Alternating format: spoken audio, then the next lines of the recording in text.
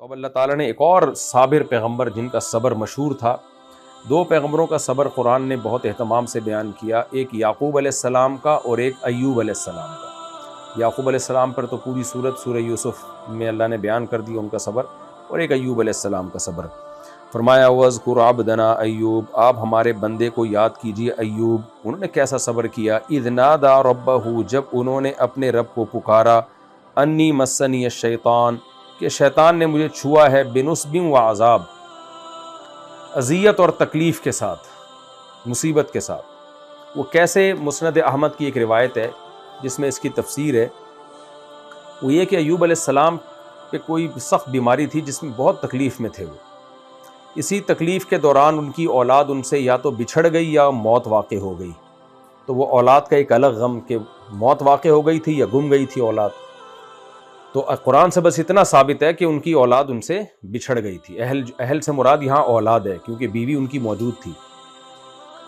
تو حضرت ایوب علیہ السلام کی زوجہ نے اس بیماری میں آپ کی بہت زیادہ خدمت کی، لیکن ظاہر ہے جب آزمائشیں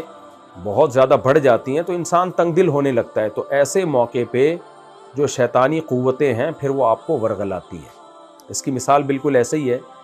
کہ آپ جب علاج کر کر کے تھک جاؤ، دعائیں مانگ مانگ کے تھک جاؤ، تو پھر آپ روحانی عاملوں کے پاس جا کے اپنا ایمان خراب کرتے ہیں، کیونکہ مایوس ہو جاتا ہے نا آدمی، تو پھر وہ کہتا ہے تجرباتی بیس پہ جانے میں کیا حرج ہے، اور وہاں فائدہ نہیں ہوتا تو پھر ہندوؤں کے پاس بھی جاتے ہیں، مندروں میں بھی لوگ چلے جاتے ہیں، مزاروں پہ سجدے بھی کرنا شروع کر دیتے ہیں۔ تو یہ آزمائش کے موقع پر اللہ کی طرف توجہ رکھنا یہ بڑے حوصلے کا کام ہے۔ تو شیطان نے کیا کیا،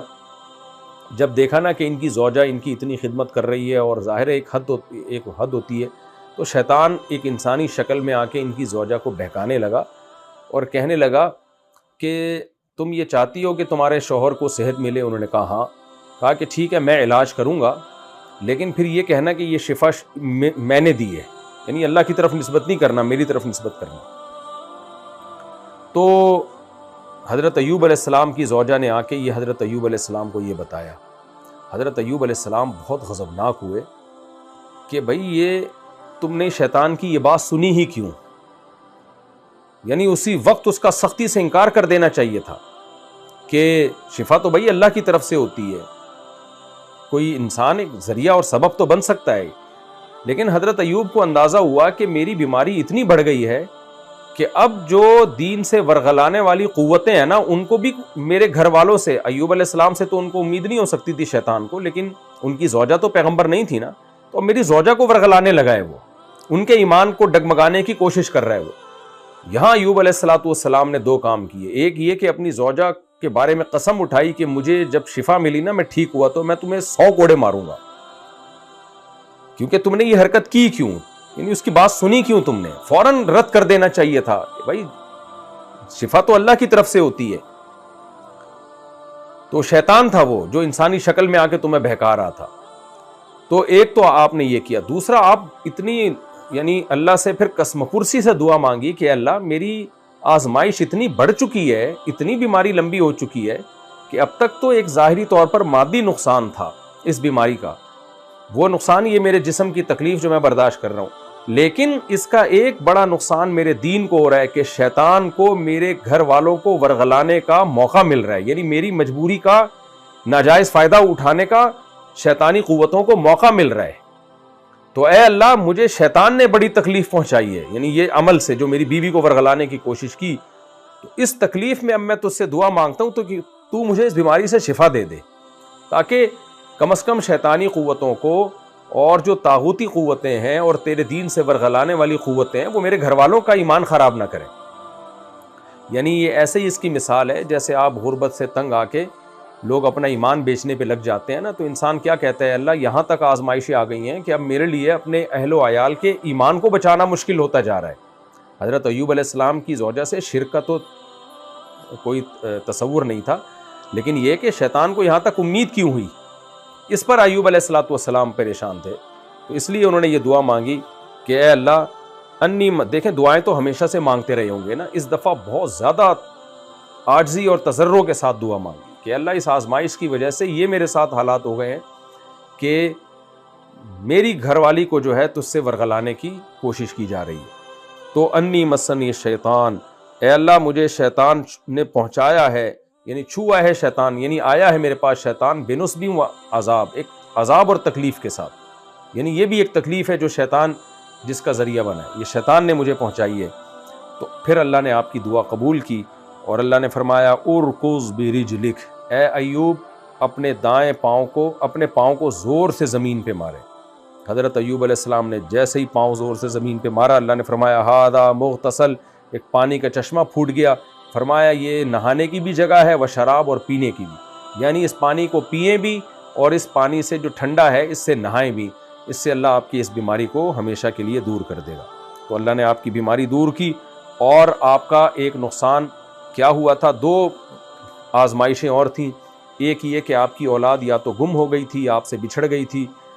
اور دوسرا یہ کہ آپ بیوی کے لیے قسم اٹھا چکے تھے کہ 100 کوڑے ماروں گا غصے میں۔ بعد میں آپ کو احساس ہوا کہ میں ٹھیک تو ہو گیا، لیکن میری بیوی نے تو میری بڑی خدمت کی ہے اور اس کی یہ سزا تو نہیں بنتی کہ اس کو 100 کوڑے مارے جائیں۔ تو اللہ نے آپ کے لیے ایک ہیلہ بھی بتایا کہ آپ ایک ہیلہ اختیار کر لیں جس سے آپ کی قسم بھی نہیں ٹوٹے گی، قسم بھی پوری ہو جائے گی، اور یعنی آپ کو، کیونکہ پیغمبر اپنی قسم کے بہت پاسدار ہوتے ہیں، ہماری طرح نہیں کہ ہم قسم کھائی اور توڑ دی، بات بات پہ قسم کھائی توڑ دی، پیغمبروں کو اپنی قسم کا بڑا لحاظ ہوتا ہے۔ تو اب وہ یہ بھی ڈر رہے تھے میں قسم پوری نہ کروں، اللہ کے نام کی ایک طرح کی اس میں گویا کہ میں نے اس کے نام کا خیال نہیں کیا، اور اگر پورا کرتا ہوں تو ایک معصوم بیوی جس نے اتنی خدمت کی میں کیسے اس کو 100 کوڑے مار دوں۔ تو اللہ نے آپ کو دونوں نعمتیں عطا کی، ایک تو اللہ نے شفا تو دی، اس کے علاوہ 2 نعمتیں، وہ نعمتیں کیا تھیں؟ فرمایا وَوَهَبْنَا لَهُ أَهْلَهُ، ہم نے ان کو ان کا اہل، یہاں اہل سے مراد ہے اولاد، اولاد گفٹ کر دی، وَمِثْلَهُمْ مَعَهُمْ، اور انہی جیسے ان اولاد کے ساتھ اور بھی۔ اب اس کی 2 تفسیریں کی گئی ہیں، ایک تو یہ کہ وہ اولاد تو مل گئی جو گم گئی تھی، یا اگر مر گئی تھی تو اللہ نے اور آپ کو نیک اولاد عطا فرما دی، یعنی آپ کا خاندان دوبارہ آباد کر دیا، اور اتنا ہی اور بھی، یعنی جتنی اولاد بیماری سے پہلے تھی اس سے ڈبل اولاد دے دی، یا پھر یہ کہ اولادوں کی کو بھی اولاد دے دی، کیونکہ پوتے بھی اور نواسے بھی آپ کی اولادوں میں شامل ہوتے ہیں، یعنی ان کے خاندان کو اور زیادہ دگنا کر دیا اللہ تعالیٰ نے۔ یہ بھی کتنی بڑی دلیل ہے جو میں بار بار چیختا رہتا ہوں، بولتا رہتا ہوں، کہ فیملی پلاننگ ایک عذاب ہے۔ اللہ تعالیٰ ایوب علیہ السلام پر جو اللہ نے احسانات اور نعمتیں کی، ان میں اللہ بیان کر رہے ہیں کہ ان کی اولاد کو اور اولاد در اولاد کو میں نے دگنا کر دیا، یعنی اس میں اتنی برکت دی کہ ڈبل خاندان ہو گیا آپ کا۔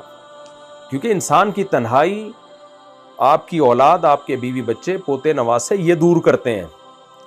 کتے دور نہیں کرتے۔ تو جا کے دیکھ لو ان ملکوں میں جنہوں نے شادی بیاہ اور نسلیں تباہ کر دی اپنی،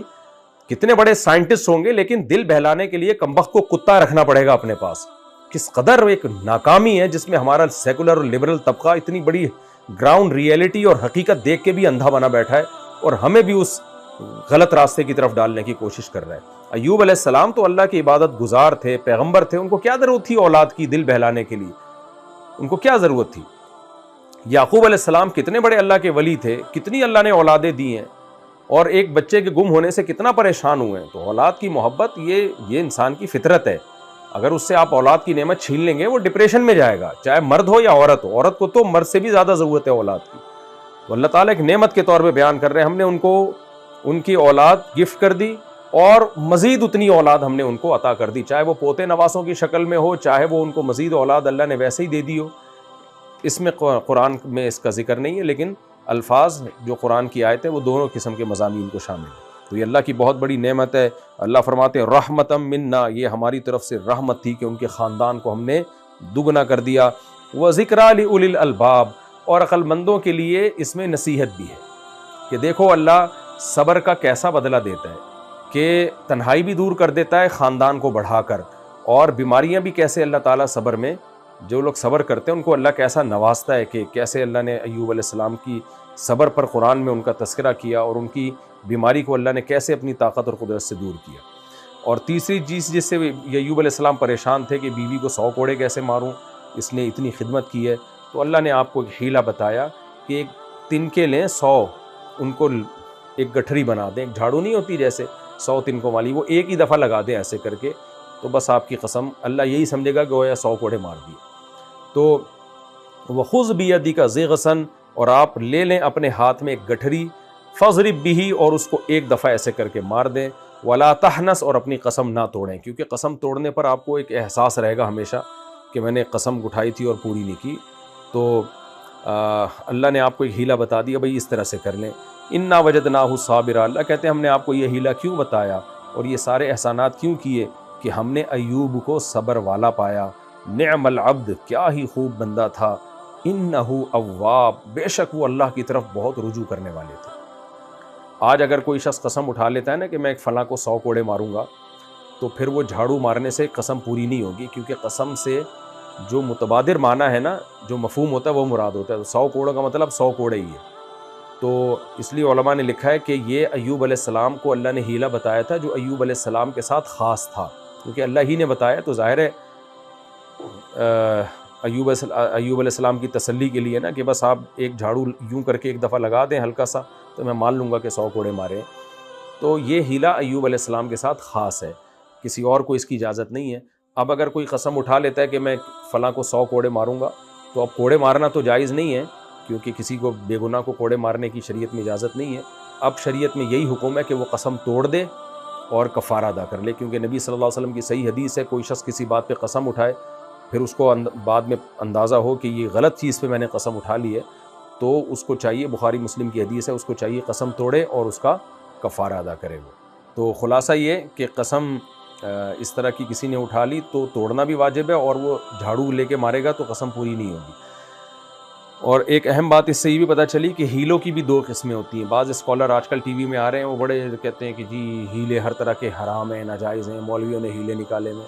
بھائی کچھ ہیلے ایسے ہوتے ہیں جو شرعی مقاصد کی تکمیل کا ذریعہ بنتے ہیں، کچھ ہیلے ایسے ہوتے ہیں جو شرعی مقاصد کے اگینسٹ جا رہے ہوتے ہیں۔ تو وہ ہیلہ جو بنی اسرائیل نے اختیار کیا تھا، وہ مقصد کو، جو حکم کا مقصد تھا، اس مقصد کو اس ہیلے نے فوت کر دیا تھا، اس لیے وہ حرام ہیلہ تھا۔ اور کچھ ہیلے ایسے ہوتے ہیں جو شریعت کے مقصد کو پورا کرنے کا ذریعہ بن جاتے ہیں، جیسے سود سے بچنے کا ہیلہ اختیار کیا جائے تو وہ ہیلے سے پھر سود رہتا ہی نہیں ہے۔ تو مقصد تو سود تھا نا جس سے بچانا، جب وہ بچ گیا تو وہ ہیلہ ہی نہیں رہا، پھر وہ مطلب یہ کہ پھر وہ سود ہی نہیں رہا، تو وہ جائز ہے۔ تو ایسے ہی یہاں بھی اب اللہ نے آپ کو خود ہیلہ بتایا کہ بھائی 100 تن کے لے کے نا ایک ہی دفعہ میں مار دیں۔ وجہ اس کی یہ تھی کہ یہ ہیلہ شریعت کے مقصد کی تکمیل کے لیے تھا، نہ کہ شریعت کے حکم کی دھجیاں اڑانے کے لیے، کیونکہ اسلام یہ نہیں چاہتا کہ ایک بے گناہ بیوی اور معصوم بیوی کو 100 کوڑے مارے جائیں، تو یہ اس کو کوڑوں سے بچانے کے لیے تھا۔ تو اچھی بات ہے کسی کو کوڑوں سے بچایا جا رہا ہے، تو خوب سمجھ لیں۔ اسی وجہ سے کہا جاتا ہے کہ شرعی مسائل جو ہے نا مستند مفتیان کرام سے پوچھنے چاہیے۔ اس طرح کے اسکالر یوٹیوب پہ اور ٹیلی ویژن پہ کبھی کبھار ان کے کلپ نظر سے گزرتے ہیں کہ وہ ہر طرح کے ہیلوں کو ناجائز کر رہے ہوتے ہیں، اور کچھ ایسے ہوتے ہیں جو ہر طرح کے ہیلوں کو جائز کر رہے ہوتے ہیں۔ تو اس میں ایک لکیر ہے باریک، تو یہ علماء فقہا سمجھتے ہیں کہ کون سا ہیلہ اسلام میں حرام ہے اور کون سا ہیلہ اسلام میں جائز ہے، بلکہ بعض ہیلے تو ایسے ہیں جو واجب ہو جاتے ہیں۔ آگے اللہ فرماتے ہیں وَاذْكُرْ عِبَادَنَا ابراہیم، اے نبی آپ صبر کیجئے، اور صبر کیسے آپ کو یاد کرنا ہے، داؤد کو بھی، سلیمان کو بھی، اور ایوب علیہ السلام کو بھی، اور پھر ہمارے ان بندوں کو بھی یاد کیجئے آپ۔ یہ سارے اولی الایدی والابصار، حوصلے والے لوگ تھے یہ سب، کیسا انہوں نے صبر کیا ہے۔ ابراہیم علیہ السلام کو آگ میں ڈالا گیا، پھر اسحاق علیہ السلام نے بھی بڑا صبر کیا، یعقوب علیہ السلام نے بھی۔ اس صبر کی ہمیں تفصیل نہیں ملتی اسحاق علیہ السلام نے کیا صبر کیا۔ وَاذْكُرْ عِبَادَنَا ابراہیم، ہمارے بندوں میں ابراہیم، اسحاق، یعقوب، ان سب کا تذکرہ، ان سب کو یاد کیجئے۔ اولی الایدی والابصار انا اخلصناہم بخالصۃ، ہم نے ان سب کو خاص کر رکھا تھا ایک خالص چیز کے ساتھ،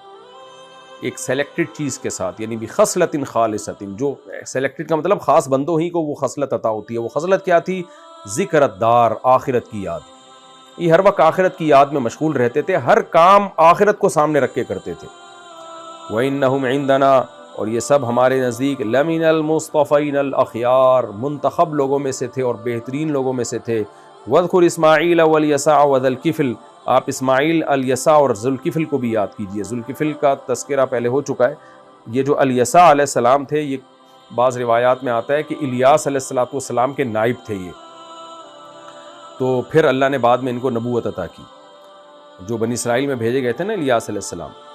وَكُلٌّ مِّنَ الْأَخْيَارِ، اللہ کہتے ہیں سب کے سب نیک لوگوں میں سے تھے۔ هَذَا ذِكْرٌ، یہ ایک نصیحت تھی،